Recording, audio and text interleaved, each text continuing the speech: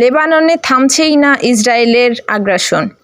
আজ ভোরে বৈরুতের সমুদ্রতীরের এলাকা রামলে আল বাইদায় একটি ভয়াবহ ডাবল ট্যাপ হামলা হয়েছে। এখানে ঘুমাচ্ছিলেন ঘরছাড়া শরণার্থীরা। দক্ষিণ লেবানন ও বৈরুতের দক্ষিণ শহরতলি থেকে পালিয়ে এসে তাঁবুতে আশ্রয় নিয়েছিলেন তারা।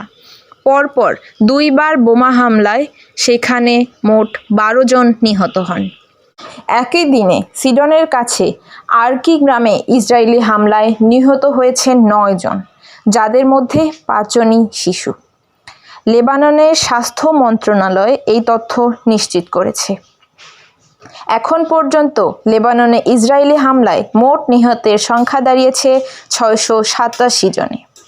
আহত হয়েছেন 1,500-এরও বেশি। ঘর ছাড়তে বাধ্য হয়েছেন 8 লাখ মানুষ। সরকারি 90% আশ্রয় কেন্দ্র পূর্ণ হয়ে গিয়েছে। মানুষ রাস্তায়, তাঁবুতে, অচেনা মানুষের বাড়িতে আশ্রয় নিচ্ছে। এদিকে স্থলপথেও থামছে না ইসরায়েলি আগ্রাসন। আইডিএফ-এর প্রধান জানিয়েছেন, হিজবুল্লাহর বিরুদ্ধে যুদ্ধ কোনোভাবেই সংক্ষিপ্ত হবে না।